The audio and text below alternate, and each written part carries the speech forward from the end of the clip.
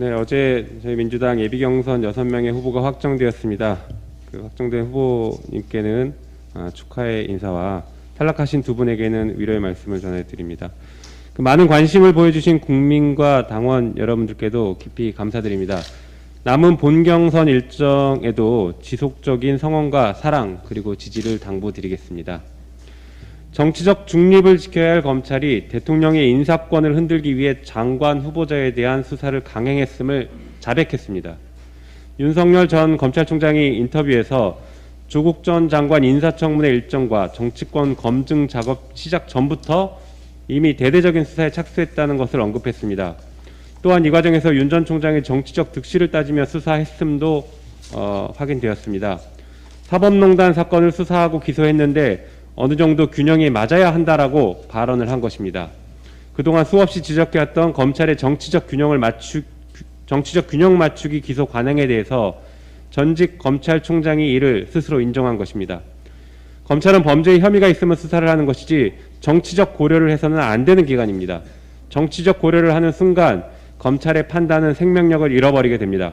윤석열 전 총장이 정치검사라는 것을 스스로가 자인한 꼴입니다.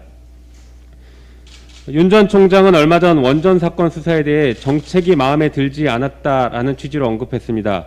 조국 전 장관은 나쁜 사람이라고까지 언급했습니다. 결국 윤 전 총장은 정책이 마음에 들지 않아 수사하고 사람이 마음에 들지 않아 수사하는 검찰을 만들어버린 것입니다. 법에서 주어진 권한을 지극히 본인의 정치적 야망과 사적 보복을 위해 사용한 것입니다. 50 시절 정치 깡패에서 깡패 검찰로 바뀐 것은 아닌지 한탄할 일입니다. 이번 인터뷰는 윤석열 변호사가 대선에 출마하기 위해 총장의 권한을 남용해온 것을 인정한 것으로 본인이 얼마나 철학없는 기회주의자인지 스스로 증명하는 인터뷰입니다. 한편 국민의힘이 허위조작 정보로 국민들을 현혹하는 일을 멈춰야 할 것입니다. 지난주 김기현 원내대표는 민주당이 야당 상임위 위원들을 배제하고 언론중재법을 논의했다고 주장하며 마치 몰래한 것처럼 표현했습니다.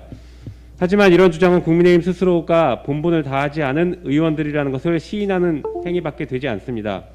언론중재법 개정안은 작년 6월에 최초 발의되어 7월에 문체위 전체회의에 상정되었고 작년 11월과 올해 2월 법안소위에서 논의가 진행됐습니다. 그 이후 국민의힘의 요청에 이어서 6월 30일 전문가 의견을 청취한 후 다음 소위에서 다루기로 한 사항이었고 그에 따라 소위가 열렸음에도 기습상정 운운하는 것은 평소에 얼마나 국정에 관심이 없었는지를 증명하는 것입니다. 나아가 허위 조작보도 구제법에 대해 국민의힘이 허위 정보를 유포하고 있는 행위 역시 멈춰야 합니다.